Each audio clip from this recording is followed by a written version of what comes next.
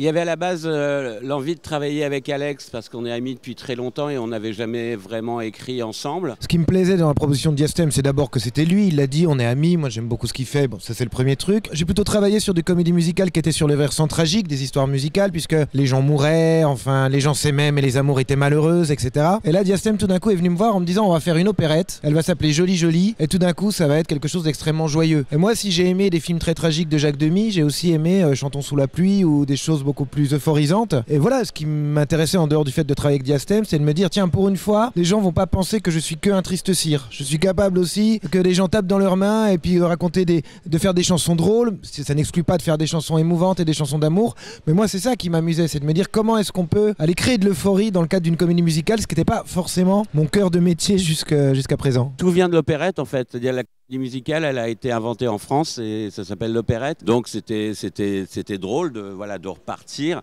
dans ce type d'écriture. Et en plus, il y avait quelque chose qui était très intéressant en termes d'écriture, c'est-à-dire qu'il y avait des règles. Donc il y avait toutes les règles comme Feydeau, comme Marivaux, comme même Molière. Et donc ça faisait une vraie base. Donc on ne partait pas complètement dans le vide non plus. En tout cas, il y avait cette volonté d'aller travailler avec ces acteurs-là. C'est-à-dire que moi, en plus, comme vous l'avez dit, mes films précédents sont plutôt des films un peu sombres. Je n'avais pas forcément l'occasion de travailler avec cette bande de comédiens que j'aime vraiment profondément et que j'admire même. Et là, c'était la vraie possibilité d'avoir la chance de pouvoir travailler avec eux, tout en leur faisant faire quand même un pas de côté, parce que je crois qu'on les voit un petit peu différemment de ce qu'on a l'habitude de les voir. Non, le livret, enfin l'opérette, la comédie, on dit une opérette, ça ressemble pas à une opérette au bout du compte, hein, au sens traditionnel, mais tout était déjà écrit, on est allé les chercher, il y a quand même eu un petit casting qui a été très rapide, c'est-à-dire que moi j'étais au piano, ils venaient, ils chantaient, je regardais s'ils étaient capables de le faire, tous, ils ont plutôt des voix, ils sont capables de le faire. Non, l'envie c'était d'abord une envie de Diastème, comme il l'a dit, de travailler avec des comédiens, mon envie à moi aussi de les voir incarner certaines chansons, parce que par exemple un type comme José Garcia, on sait qu'il est à la fois capable d'être extrêmement drôle, mais aussi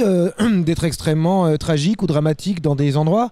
Et quand il chante sa première chanson, qui est une chanson d'amour désespérée, moi je sentais qu'il en était capable. Et quand il est venu passer son casting, d'ailleurs, il est arrivé, il m'a dit moi tu sais, je sais pas du tout chanter, ce qui m'amuse c'est comme si on me demande de sauter du plongeoir du 10 mètres et que je vais faire un gros plat. J'ai dit c'est quand même bizarre comme motivation. Mais il est arrivé, il a commencé à chanter la chanson et puis il était très ému, il s'est mis à pleurer. Je me suis dit mais qu'est-ce qui lui arrive? Il me fait une blague. Et puis je lui ai dit mais tout va bien aller. Il me dit non mais la chanson elle m'émeut vachement.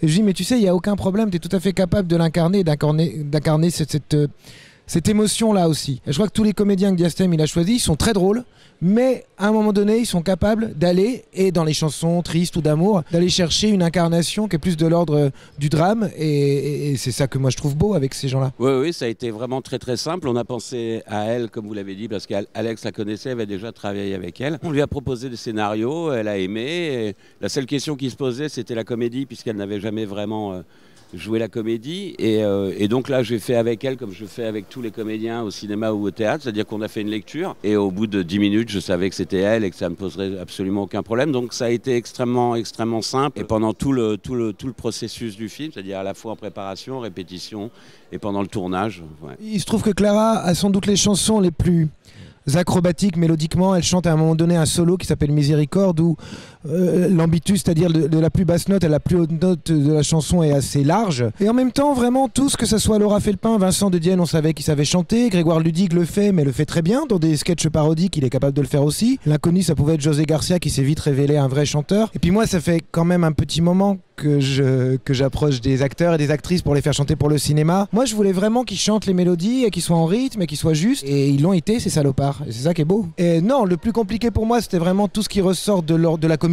Écrire de la chanson, pas comique, mais de la chanson euphorisante, enjouée et tout. Après, c'est pas à moi de dire si j'ai réussi ou pas. Mais en tout cas, ça m'a amusé, ça m'a pris du temps.